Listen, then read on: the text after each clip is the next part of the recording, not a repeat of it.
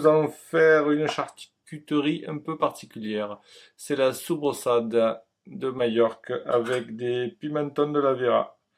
C'est du paprika qui est à la fois piquant et doux. On va faire un mélange des deux qui va permettre d'avoir une texture très très molle. C'est une charcuterie qui se mange pas comme d'habitude seul, comme un saucisson ou quoi avec un morceau. C'est quelque chose qui se mange étalé sur du pain et on peut le faire cuire aussi. On peut le mettre, ça peut faire partie d'une farce. Il y a beaucoup de recettes catalanes, tout ça, mallorquines, qui permet d'avoir, vous pouvez voir sur internet, permet d'avoir des trucs sympas. C'est vraiment le plat typique en Espagne pour les tapas où on étale sur du pain. Vous verrez, la texture, elle est vraiment très très très fine. Par contre, il y a pas mal de gras, mais on est obligé de faire comme ça. C'est la particularité. Alors, on va attaquer. Donc, moi, j'ai pris des pimentons de la Vera. C'est vraiment vraiment typique, quoi, avec les GP. Moi, j'aime bien le goût. C'est fumé au chêne. C'est vraiment un goût particulier. Si vous voulez pas prendre ce produit ou un autre produit, vous pouvez prendre du paprika. C'est à peu près équivalent, on va dire, en fonction des goûts. Donc, vous pouvez prendre du paprika doux et fort. Donc, on va attaquer. Donc, pour les salaisons, on va faire une salaison à 25 grammes par kilo. Là, j'ai prévu pour mettre 2 kilos de viande. Donc, 25 grammes par kilo pour le sel. Et j'ai mis 2 grammes et demi de poivre par kilo. Là, j'ai déjà fait mon mélange. Pour le paprika, j'ai mis 60 grammes par kilo. Donc, j'ai divisé par deux. Je fais 50-50. Donc, ça fait 30 grammes de doux, 30 grammes de fort par kilo. Ça, c'est en fonction de mes goûts. Vous pouvez mettre beaucoup plus de fort, c'est vous. Il faut essayer, il faut mélanger, En fait, moi, je donne les bases. Après, chacun doit affiner en fonction de ses goûts, quoi. Après, il faudra du porc. Le porc, vous voyez, il y a beaucoup de gras. C'est la particularité, c'est vraiment quelque chose, il faut du gras, quoi. Moi, ce que j'ai fait, c'est que je fais à peu près 50-50. J'ai pris de la poitrine, une poitrine très grasse, et parfois j'ai rajouté des cubes de gras pour essayer d'avoir à peu près 50-50. Vous pouvez descendre parfois, il y en a qui mettent jusqu'à 70% de gras et pour 30% de maigre. Voilà, voilà. Moi je le fais comme ça, moi j'aime bien. Alors, ce qu'il faut aussi, on va le passer au hachoir, comme d'habitude. Par contre, là, il faut mettre une grille très fine, très petite. Moi, j'ai pris une grille à 3 mm pour avoir vraiment cette texture souple qu'on puisse bien mélanger. Regardez, j'ai pris une grille à 3 mm. Elle est très fine. Alors, donc comme d'habitude, la charcuterie, on recommence là parce qu'il commence à faire froid. Il ne faut pas le faire à la température trop élevée. Ma viande, je l'ai mis une demi-heure au congélateur pour qu'elle puisse bien être bien froide. Et donc pas congelée, hein, je dis bien froide. Et on va attaquer, on va faire du bruit. Allez, à tout à l'heure.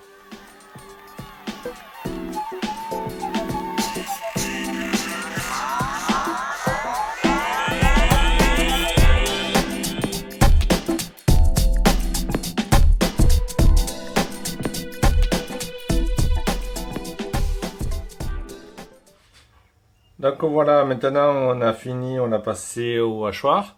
On va faire le mélange. J'ai oublié de vous dire que je rajouterai un peu d'huile d'olive. L'équivalent d'un verre. L'huile d'olive va permettre de remettre un peu d'humidité dans ce mélange qui permettra de mieux malaxer. Voilà, ça c'est en fonction de chacun. Moi j'aime bien à peu près l'équivalent d'un demi-verre, on va dire, un demi-verre. Donc on va mettre le mélange.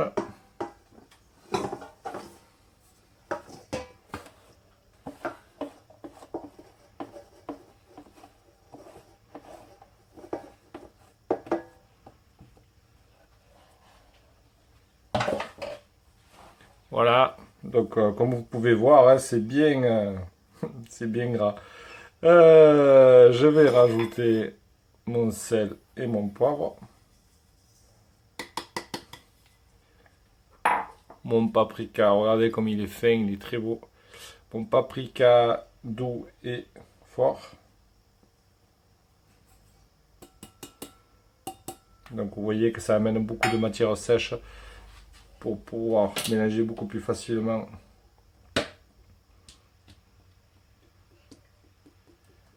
Je rajoute voilà à peu près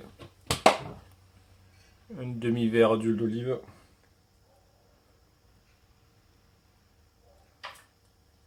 Et après, il faut malaxer. Vous pouvez le faire avec le robot si vous voulez. Avec le robot et la spatule qui permet de mélanger aussi. Moi je le fais à la main, au moins comme ça j'aime bien sentir la texture. Après, pendant qu'on malaxe, je vais vous expliquer après la suite. Ce que je fais, c'est qu'après je vais l'embosser dans un boyau. Alors moi ce que je fais, je prends un boyau synthétique, parce qu'en fait là ma recette à chaque fois j'en fais et c'est pour pouvoir la manger après derrière dans un temps relativement court. Parce que la particularité de cette charcuterie, c'est qu'elle peut se manger plusieurs trucs, de plusieurs manières, on va dire. Il y a la soubreçade qui est tendre, on va pouvoir la manger en fait le lendemain. Là, je peux l'embosser, ou alors vous pouvez le mettre dans un bol en plastique, dans un bol avec un film plastique dessus, et vous pouvez la manger le lendemain. Donc, si vous voulez faire des tapas, vous pouvez le faire le lendemain. Après, il y a la possibilité de le manger, elle est semi-sec. Il faut qu'il y ait un temps de séchage à peu près entre 10 et 15 semaines. Donc, vous le faites sécher comme un saucisson. Et c'est demi-sec. Et après, il y a la possibilité de le manger aussi d'une manière comme un saucisson, sec. Là, il faut à peu près, ils disent que c'est à peu près supérieur à 15 semaines. Honnêtement, moi je le mange relativement rapidement. C'est pour ça que je prends un boyau synthétique. Parce que je le fais quand on fait des soirées ou quoi, en tapas, c'est très bon.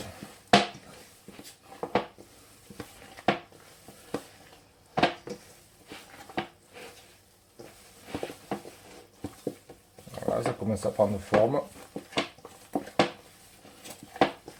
On sent bien l'odeur du paprika. C'est très bon.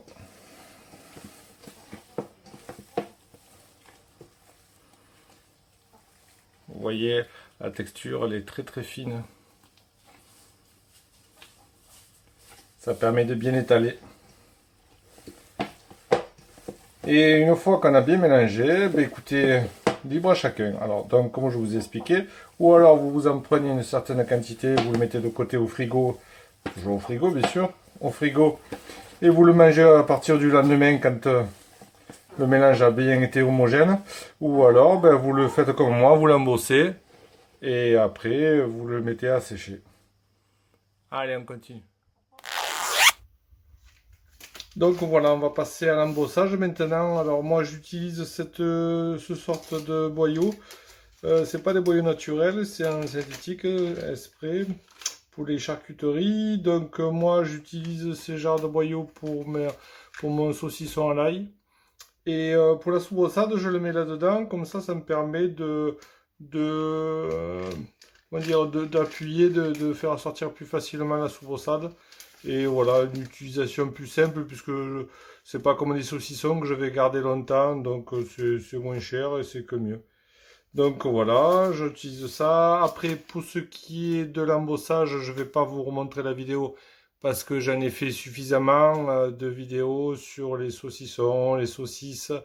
Allez voir mes autres vidéos, ça vous permettra d'avoir une idée pour l'embossage avec un poussoir.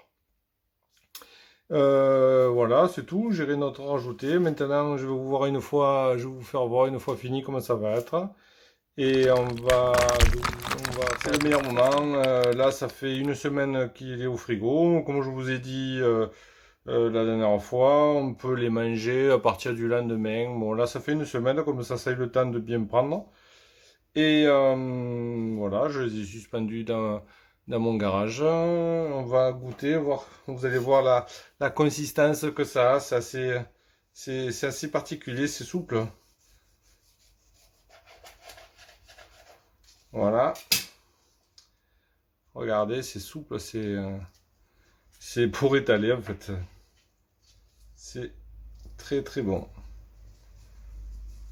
Vous voyez la consistance. Prenez du pain, vous le faites des fines tranches et on peut l'étaler correctement. Ça s'étale impec. Et avec ça fera des bons apéros pour les tapas, tout ça, c'est vraiment très très bien. Voilà, écoutez, moi je vous ai fait participer cette recette.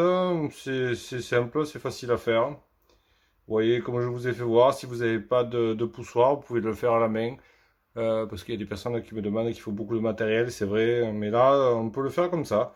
Et après, ça fait très très souple, vous voyez. C'est le taux de matière grasse qui est à l'intérieur, il est relativement important, hein.